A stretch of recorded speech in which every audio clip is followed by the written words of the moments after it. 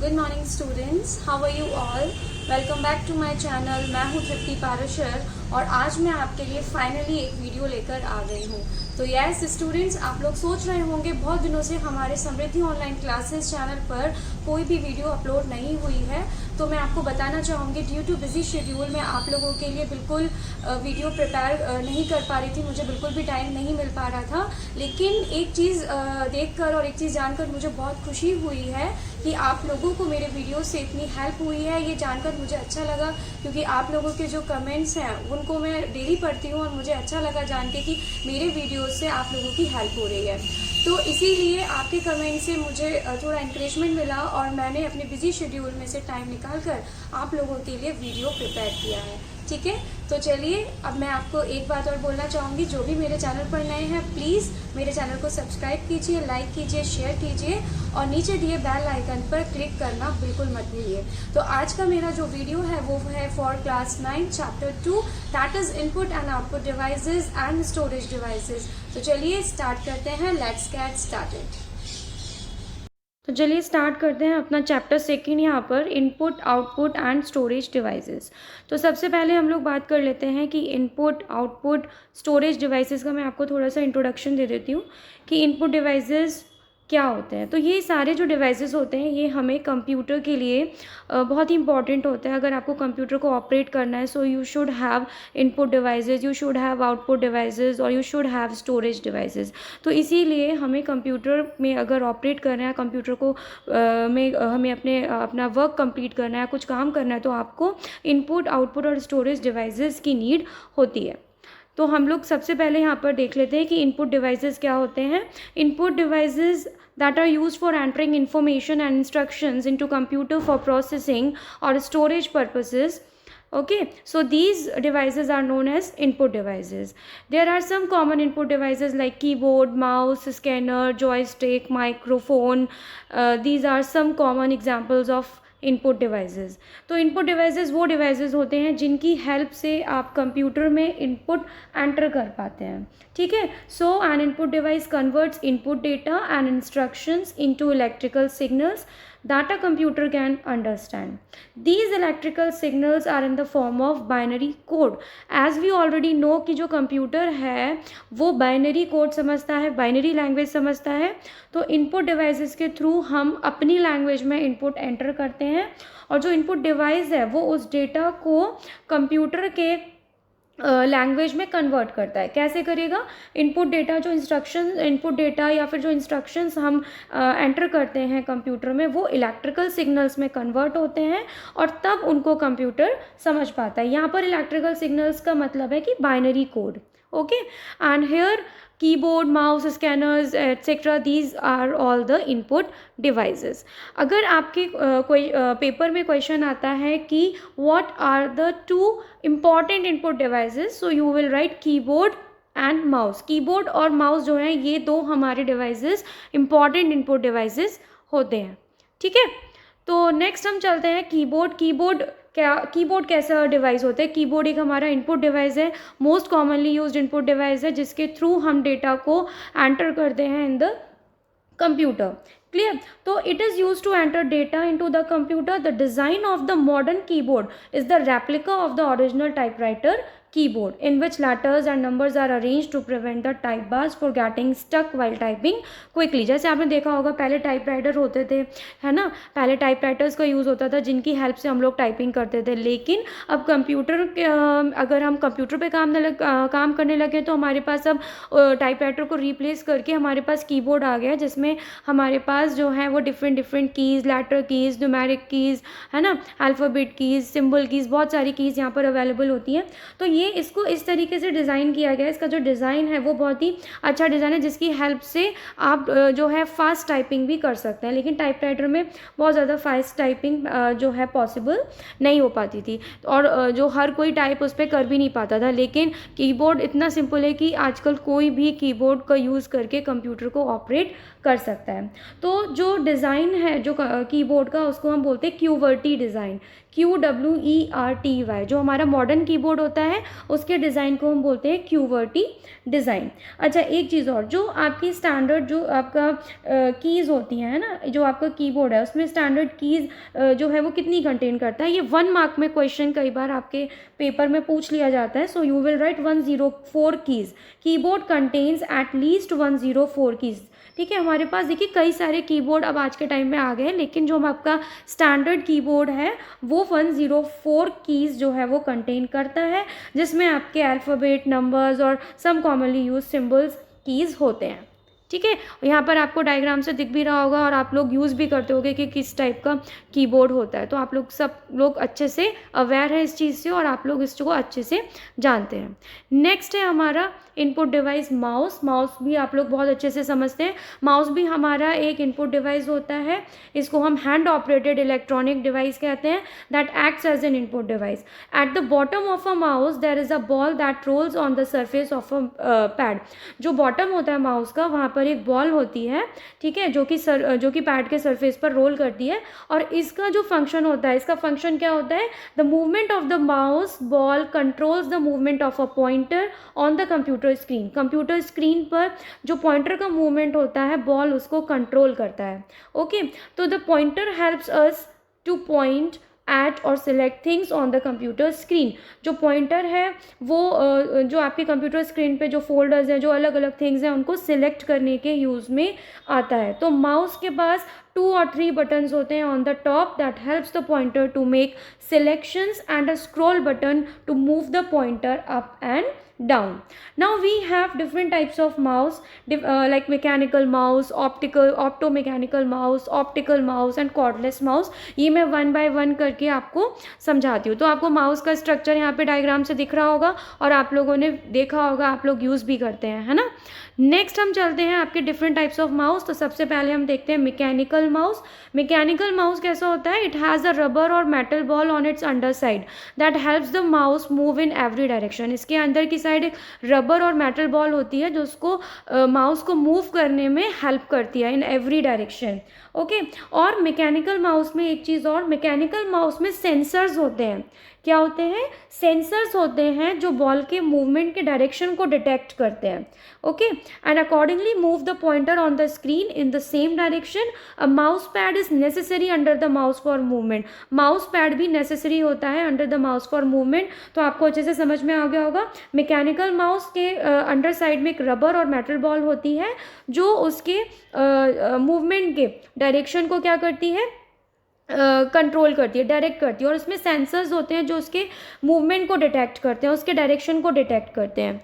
Next है आपका optomechanical mouse. Optomechanical mouse is just similar to the mechanical mouse except for optical sensors. So this is similar to the mechanical mouse. इसमें जो optical sensors होते हैं ये ball के motion को detect करते हैं। इसमें और कुछ भी नहीं है जानने के लिए। नेक्स्ट है आपका ऑप्टिकल माउस। ऑप्टिकल माउस आप लोग जनरली यूज़ करते हैं आपके स्कूल के कंप्यूटर लैब्स में, घर में आप लोग कई बार यूज़ करते हैं ऑप्टिकल माउस। तो it uses a laser to detect the movement of mouse. तो ऑप्टिकल माउस में लेज़र का यूज़ होता है जिसकी हेल्प से माउस के मूवमेंट को डिटेक्ट किया जाता है। ओके, तो ये बहुत ही फास्ट काम करता है। It has a very quick and accurate response in comparison of the mechanical and optomechanical mouses. तो पहले जैसे बेटा मैंने आपको बताया कि हर चीज़ में अपडेशंस होते हैं।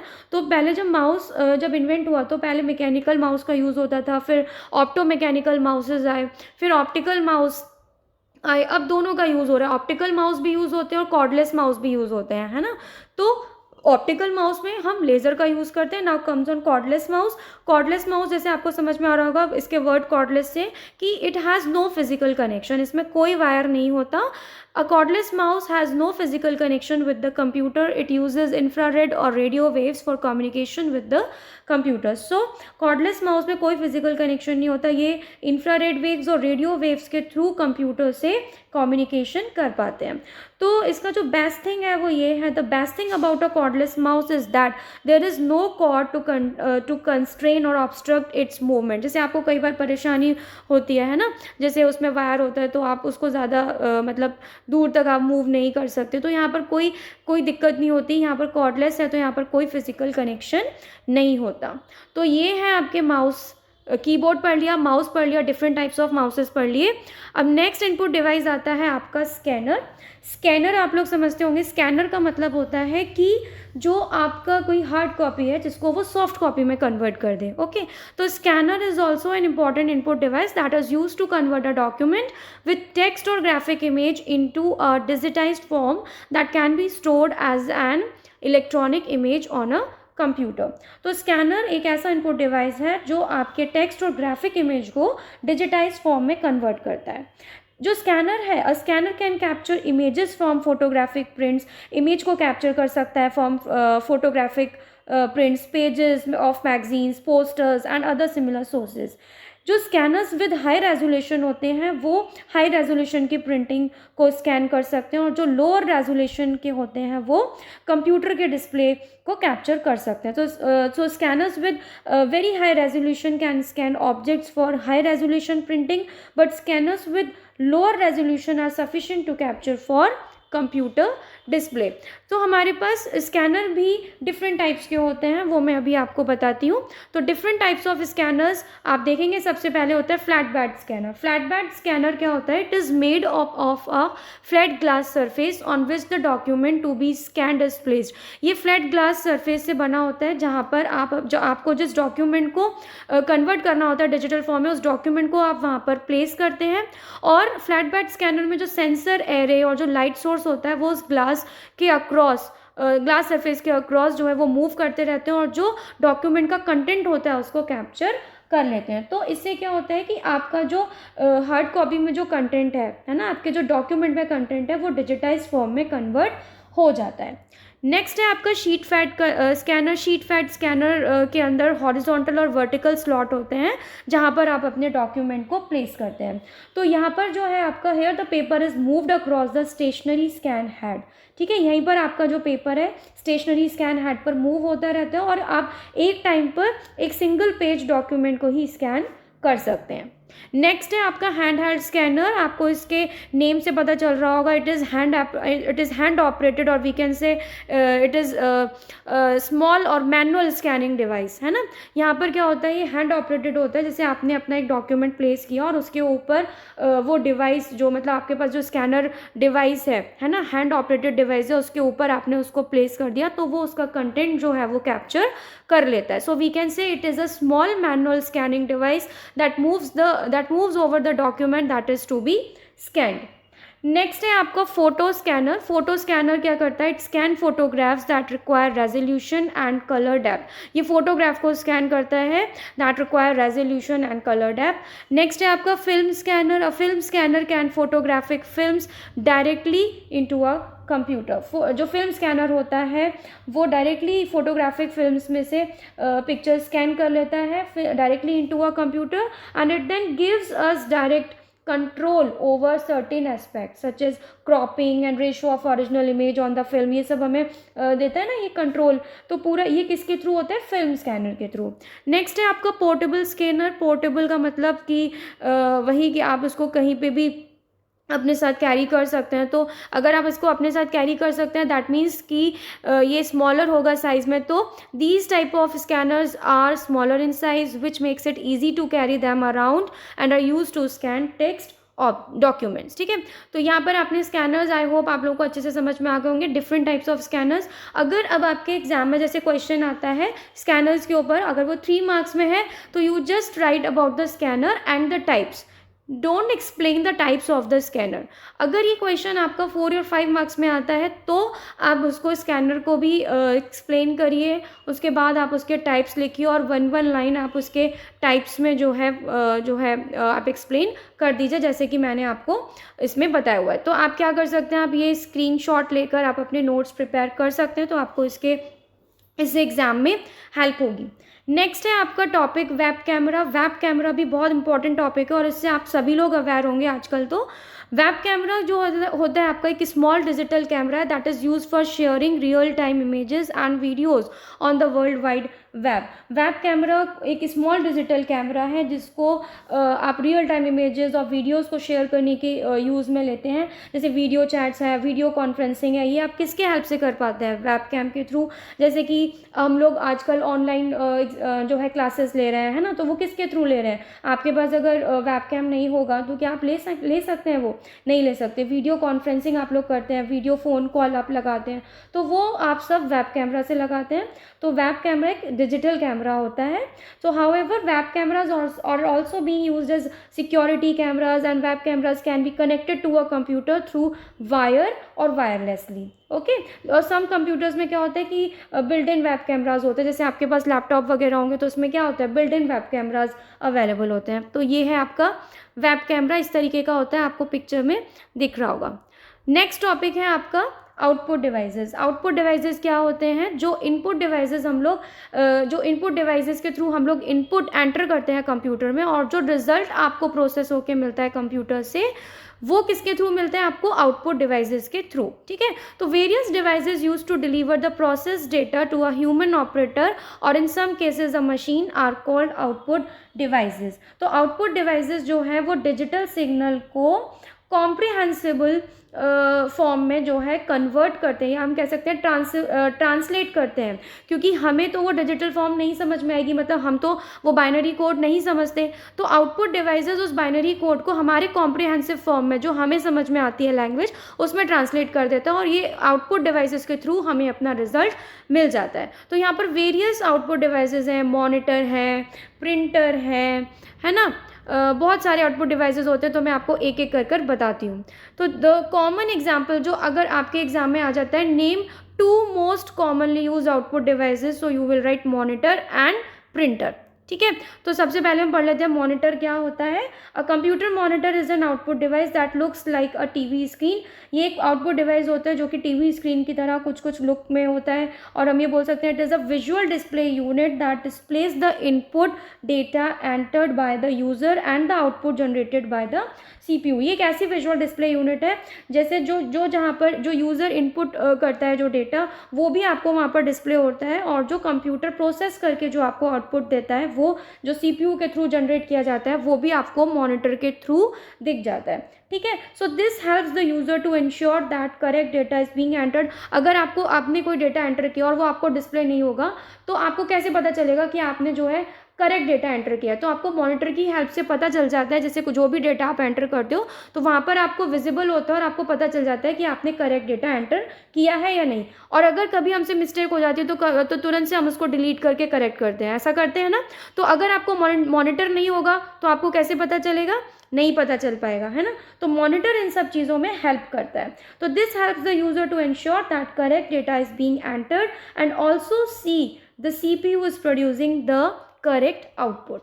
ओके, नाउ यहाँ पर हमारे पास 2 टाइप्स के मॉनिटर्स होते हैं। एक होता है आपका CRT और एक होता है आपका फ्लैट पैनल। जैसे आपको यहाँ पर बेटा फिगर में दिख रहा होगा, एक आपको CRT मॉनिटर दिख रहा है जो बड़े से मॉनिटर होते थे, एक आपको फ्लैट स्क्रीन का दिख रहा है जिसको हम बोलते हैं फ्लैट डिस्प्ले मॉनिटर। तो यहाँ पर क्या डिफरेंस होता है? जो CRT डिस्प्ले होती है उसमें बीम्स ऑफ इलेक्ट्रॉन्स जो हैं वो एमिट होते हैं इलेक्ट्रॉन गन से on a phosphorus coated surface. जब हम यहाँ पर एक इलेक्ट्रॉन गन होती है जहाँ पर जो है इलेक्ट्रॉन्स, एक बीम ऑफ इलेक्ट्रॉन्स वहाँ से निकलते हैं और फोस्फोरस स्क्रीन पर जाके टकराते हैं।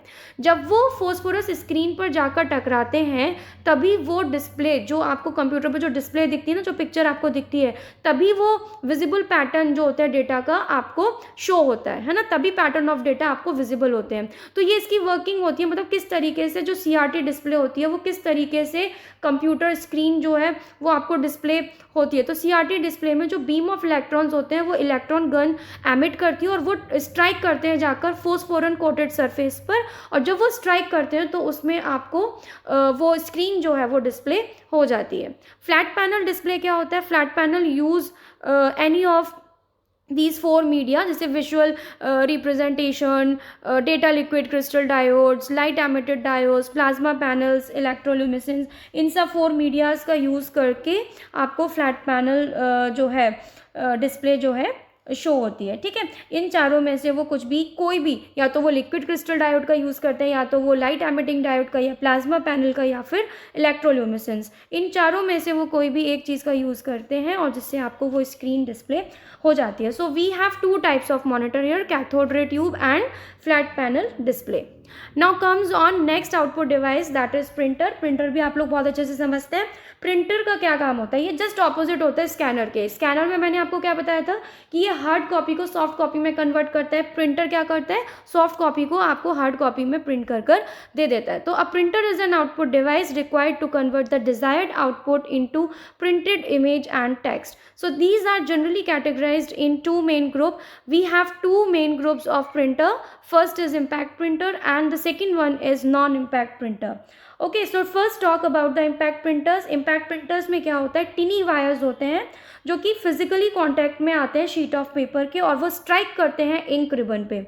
जब वो स्ट्राइक करते हैं इंक रिबन पे तभी आपका जो जो आपकी प्रिंटिंग होती है ना पेपर पे वो आपको शो होती है। तो in an impact printer टिनी wires जो होते हैं, पिन, जो टिनी वायर्स पिन्स होती हैं वो फिजिकली कांटेक्ट में आती हैं शीट ऑफ पेपर के and then they strike the ink ribbon. अगर हम नॉन इम्पैक्ट प्रिंटर की बात करते हैं, नॉन इम्पैक्ट प्रिंटर में क्या होता है, नॉन इम्पैक्ट प्रिंटर में text and graphics are produced without actually striking the sheet of paper. इसमें टेक्स्ट और ग्राफिक्स जो होते हैं वो प्रोड्यूस होते हैं automatically without actually striking the sheet of paper. तो based on the print method और technology, printers are categorized as inkjet, laser, dot matrix and thermal. यहाँ पर बहुत सारे टाइप्स के प्रिंटर्स होते हैं, लेकिन जो टू मेन कैटेगरीज होती हैं वो होती हैं आपकी impact printers and non impact printers की, ठीक है। तो अब यहाँ पर आता है सबसे पहले inkjet printer. Inkjet printer consist of nozzles that spray tiny droplets of ink on paper. Inkjet printer में क्या होता है, नोजल्स होते हैं और वो उसमें क्या होता है, उस नोजल से जो पेपर होता है और उसमें स्प्रे होता है, इंक का यूज़ करके उस नोजल से स्प्रे करते हैं और स्प्रे करते हैं टिनी ड्रॉपलेट्स के फॉर्म में। तो जो टिनी ड्रॉपलेट्स होती हैं वो कैरेक्टर के फॉर्म में जो है स्प्रे होती हैं। अब कैसे होती हैं, तो these dots are formed are of the size of tiny pixels. Inkjet printers can print high quality text and graphics. अब इसके advantages क्या होते हैं कि they produce good quality image, they are lightweight and compact. Inkjet printers are considerably cheaper than laser printers, है ना। laser printers और से ये थोड़े से cheap आपको पड़ते हैं। डिसएडवांटेजेस इसका ये होता है, इसका जो सबसे इम्पॉर्टेंट डिसएडवांटेज है वो ये है कि इसमें डायरेक्टली हम स्प्रे करते हैं, है ना, इंक से पेपर पे। तो जो नोजल जो है वो प्रिंटर के थ्रू स्प्रे हो रही है टिनी ड्रॉपलेट्स में, तो ये जो पेपर होता है वो वेट होता है ना। तो इसको इंक को ड्राई होने के लिए आपको थोड़ा अमाउंट ऑफ टाइम चाहिए होता है कि वो पेपर को सूखने का टाइम चाहिए होता है। तो ये इसका थोड़ा सा डिसएडवांटेज है। अगर आपको कभी जल्दी है तो आप इसका यूज़ नहीं कर सकते, है ना। तो इसका सबसे पहले हम देखेंगे कि using an inkjet printer over a period of time is more expensive than using a laser printer. तो एक तो हो गया कि ये एक्सपेंसिव होता है लेजर प्रिंटर से, ठीक है। नेक्स्ट हो गया, you need time to dry the printer paper since the ink supply on the paper is in droplets. आपको उसके लिए टाइम चाहिए। Printing speed is slow, hence inkjets are not design for high volume printing. और इसकी जो printing speed होती है वो भी बहुत स्लो होती है। और आपको सबसे मेन इंपॉर्टेंट इसका यही है, इसकी डिसएडवांटेज कि इसको ड्राई होने के लिए टाइम चाहिए होता है। जो शीट ऑफ पेपर पे जो इंक होती है उसको ड्राई होने के लिए आपको अच्छा खासा टाइम चाहिए। नेक्स्ट प्रिंटर है आपका laser printer. Laser printer fetches an image on a photoconductor drum using a laser light beam, altering the electric charge on drum wherever it hits. तो लेज़र प्रिंटर जो है वो किस तरीके से वर्क करता है, वो मोस्टली क्या होता है, उसमें हीट वायर्स के थ्रू काम करते हैं। तो लेज़र प्रिंटर में हीट वायर्स जो होते हैं वो इलेक्ट्रॉन्स मतलब वहाँ पर चार्ज कर देते हैं, ठीक है, चार्ज हो जाता है वहाँ पर जहाँ पर आपके पेपर पे प्रिंट होना होता है। और फिर वहाँ पर हम लेज़र का यूज़ करते हैं। फिर लेज़र जो होता है वो उस अमाउंट ऑफ एरिया को जहाँ पर आपका जो पेपर है जो प्रिंट होना होता है वहाँ पर जो है चार्ज फॉर्म कर देती है, इलेक्ट्रिक चार्ज, ठीक है, उसको कंज्यूम रखती है। क्योंकि पहले आपका हीट वायर यूज़ हो रहा है और हीट वायर जो है वो चार्ज वहाँ पर फॉर्म कर देगा और लेज़र प्रिंटर उसको रिजर्व कर लेगी जहाँ पर जिस एरिया में पूरा वो चार्ज है, क्योंकि जहाँ पर वो चार्ज है वहीं पर उस प्रिंटर के थ्रू प्रिंट होता है। तो a laser printer etches an image on a photo conductor drum using a laser light beam altering the electric charge on drum wherever it hits. तो high quality prints, good print speed and a low black and white cost per copy and the features of laser printer. ठीक है, ये इसके कुछ features हैं. तो अब हम इसके एडवांटेजेस एंड डिसएडवांटेजेस देख लेते हैं. एडवांटेजेस है इसका कि it produce high quality laser prints, है ना, with high level of accuracy. They are very fast which makes them suitable for high volume. Disadvantage, initial cost of laser printer is much more than that of inkjet printers, है ना, जो इसकी जो much मतलब more expensive होता है inkjet printers it and due to their larger size, और ये heavier भी होते हैं. लार्ज साइज होता है तो ये heavier भी होता है. ये है आपका लेज़र प्रिंटर. नेक्स्ट आते हैं हम अपने डॉट मैट्रिक्स प्रिंटर पे. In a dot matrix printer the pins strike against an ink ribbon to print closely speed dots of appropriate shape. Dot matrix printer में जो पिन्स होती हैं वो स्ट्राइक करती हैं अगेंस्ट एन इंक रिबन, ठीक है, to print closely spaced dot of appropriate shape. So these printers are not suitable for producing high quality output but are suitable for printing multi pages. ये वाली जो printer होते हैं ना, ये कब यूज़ आते हैं, जब आपको बहुत सारी कॉपीज़ निकालनी हो, है ना, बहुत सारी कार्बन कॉपीज़ निकालनी हो, क्योंकि ये इंक रिबन के अगेंस्ट काम करता है. तो इसमें क्या होता है कि आपकी हाई क्वालिटी इमेज या हाई क्वालिटी प्रिंट आपकी नहीं आती. तो डॉट मैट्रिक्स प्रिंटर का ये सबसे बड़ा इसका डिसएडवांटेज है. इसके एडवांटेज ये है कि they can work on multi stationery पे काम करता है. तो you can print many carbon copies. They have lowest printing cost per page. चूँकि इसमें ये हाई क्वालिटी नहीं है, इसमें लो क्वालिटी प्रिंट होते हैं, तो इसकी जो कॉस्ट है वो भी थोड़ी सी लो रहती है. डिसएडवांटेज होता है कि it's very noisy, low speed, can print low resolution graphics with limited colour. Okay, तो ये है आपके आउटपुट डिवाइस जो आपको अपने इस चैप्टर में पढ़ने हैं, मॉनिटर एंड प्रिंटर. नेक्स्ट हम आते हैं स्टोरेज डिवाइसेस. तो बेसिकली ये जो चैप्टर है ये 3 कैटेगरीज में इसमें डिवाइड है. एक इनपुट डिवाइसेस, एक आउटपुट डिवाइसेस और स्टोरेज डिवाइसेस, जो आपने 2 कैटेगरीज पढ़ ली ना. अब हम अपनी 3rd कैटेगरी पे आ गए हैं, स्टोरेज डिवाइसेस. तो स्टोरेज डिवाइसेस क्या होते हैं? स्टोरेज डिवाइसेस वो डिवाइस होते हैं जो कंप्यूटर में जो मेमोरी होती है ना, जहाँ पर आपको अपने डेटा को स्टोर करना होता है, जहाँ आपको अपने डेटा को होल्ड करना होता है फॉर द प्रोसेसिंग पर्पज़, तो वो होते हैं आपके storage devices. Computer memory is divided into main memory and secondary memory. Main memory कौन सी होती है? आपकी प्राइमरी मेमोरी, है ना, और कौन सी होती है आपकी सेकेंडरी मेमोरी. तो storage devices is responsible for holding data and programs not currently in use and also provides long term storage. ठीक है, लॉन्ग टर्म स्टोरेज भी आपको ये प्रोवाइड करते हैं. तो हम लोग देख लेते हैं हमारे जो है स्टोरेज डिवाइसेस कौन कौन से होते हैं. तो सबसे पहले हमारा hard disk drive. Hard disk drive क्या होती है? A hard disk drive consist of magnetic disk called platters that records and store information. Hard disk drive जो होती है उसमें मैग्नेटिक डिस्क होती है जिसको हम प्लेटर बोलते हैं. जो प्लेटर है वो हमारे जो डेटा को रिकॉर्ड करता है और स्टोर करता है हमारी इन्फॉर्मेशन को. ईच प्लेटर, हर प्लेटर के ऊपर एक मैग्नेटिक हेड होता है जिसको हम रीड एंड राइट हेड कहते हैं. ठीक है, अभी आगे स्लाइड पे आपको इसका एक वो भी दिख जाएगा पिक्चर, तो आप उसमें देख लेना. Each platter has a magnetic head also called read और राइट हेड, है ना. हर प्लेटर के ऊपर एक मैग्नेटिक हेड होता है जिसको हम रीड और राइट हेड कहते हैं, विच moves across the surface of the platter. और ये जो हेड होता है ये प्लेटर के अक्रॉस में मूव करता है. The magnetic head writes binary data onto the spinning platter. जो मैग्नेटिक हेड होता है वो बाइनरी डेटा को स्पिनिंग प्लेटर पर राइट करता है और रीड करता है उसमें से डेटा. और जो डेटा है वो आपका सर्कुलर ट्रैक में रिकॉर्ड होता है. जैसे हार्ड डिस्क में आप देखेंगे, मैं आपको दिखाती हूँ आगे स्लाइड में. देखिए ये जो आपको सर्कुलर ट्रैक दिख रहा है ना, यहाँ पर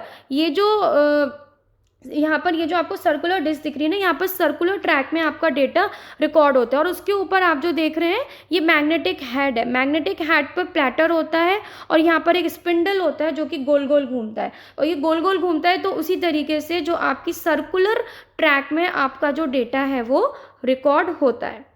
ठीक है, तो ये है आपकी hard disk drive.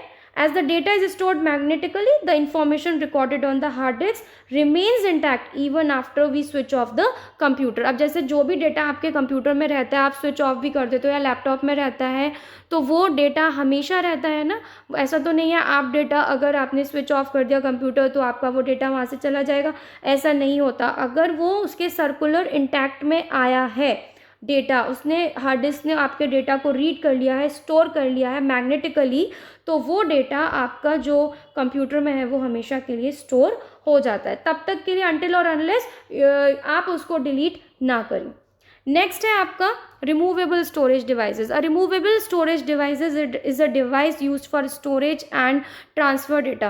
Removable storage device ऐसे डिवाइसेस होते हैं जो डेटा को स्टोर करने और ट्रांसफ़र करने के यूज़ में आते हैं। जैसे कि आपने देखा आजकल हम एक्सटर्नल हार्ड डिस्क का यूज़ करते हैं, सीडीज़ का यूज़ करते हैं, पेन ड्राइव्स, फ्लैश ड्राइव्स, इनका यूज़ करते हैं। तो कई बार आप फ्लैश ड्राइव्स या पेन ड्राइव्स का या सीडी का इसलिए यूज़ करते हैं कि आपको कोई डेटा अपने कंप्यूटर में ट्रांसफ़र करना होता है, या फिर कई बार हम करते हैं कि कंप्यूटर से हमें कोई डेटा अपने पेन ड्राइव में लेना है तो हम उसका डिवाइस का यूज़ कर लेते हैं। तो रिमूवेबल स्टोरेज डिवाइसेस का यूज़ होता है when you want to store your data और ट्रांसफ़र योर डेटा। तो ये है आपका रिमूवेबल स्टोरेज डिवाइस।